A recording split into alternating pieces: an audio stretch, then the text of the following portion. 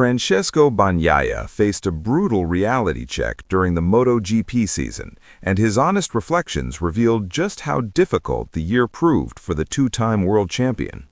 After entering with renewed motivation to reclaim his throne following the title defeat to Jorge Martin, Bagnaia instead experienced what he described as maybe his worst season in the premier class. The Italian's campaign unraveled progressively as Marc Marquez dominated on his way to a seventh Premier Class title, while his factory teammate thrived on the latest specification Desmosedici. Bagnaia struggled desperately to adapt to the machine, failing to reach qualifying 2 on multiple occasions. His competitive struggles were so severe that question marks emerged about his long-term future at Borgo Panigale.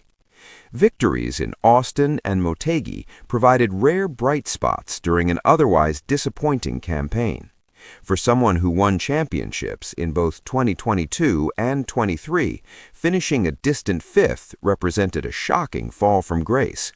The contrast became even starker when comparing his results to the previous season, where despite losing the title to Martin, he still claimed 11 wins, 16 podiums, and 7 sprint victories. This past season saw those numbers plummet dramatically.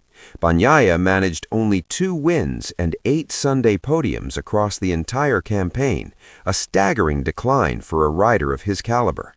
The hardest part wasn't just the results themselves, but accepting the new reality of what constituted success. When asked what lessons he learned from the bruising campaign, Bagnaia's response revealed his struggle to process the experience. He acknowledged having more bad moments than good ones throughout the season.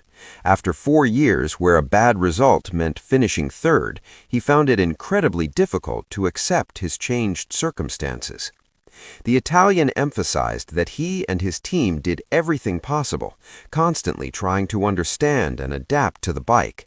Unfortunately, those efforts never translated into results. While the machine's potential was undeniable, proven by Marquez's dominance, Bagnaia simply couldn't unlock it. He spent the entire season struggling, while his teammate flourished on identical equipment. Bagnaia admitted uncertainty about whether he'll learn anything meaningful from the season.